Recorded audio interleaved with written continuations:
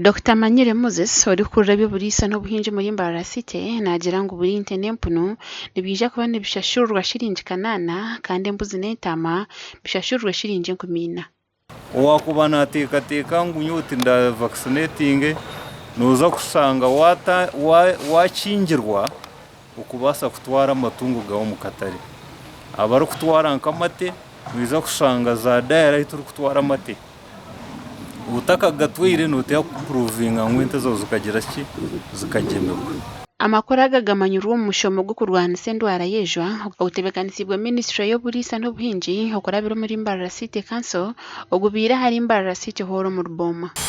Turiyo tuza kuza buri ward twenda ku registeringa abarisa n'amatungo gabo into registering ente registering embuzi entama n'empunu abo kuri ibintu byo guteganisibwa oburwire obwejo. Dr. Manyire ajanga baraje merekera jireki nibija kufubirwa ahabo burunji bw'abandi barisa n'amatungo gabo. Government of course hari iteka erukuturagira ubari turukoraho area Animal Disease Act harum penalties omuitekere owakubata vaccinating na twazubata, so already that's a legal framework iruho.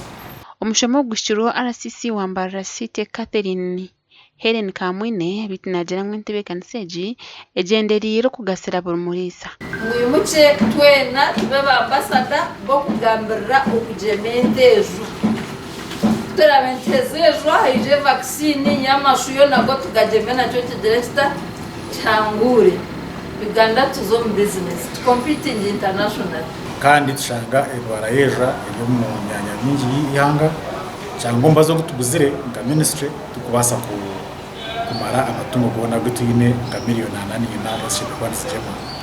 So each government ekozere no kugira ngo hindro mu nkora eteho policense yo kugira ngo abarisa babase ku contribute n'akasente ko kushashurira amatungo gabo gasha kwa Freda nyene.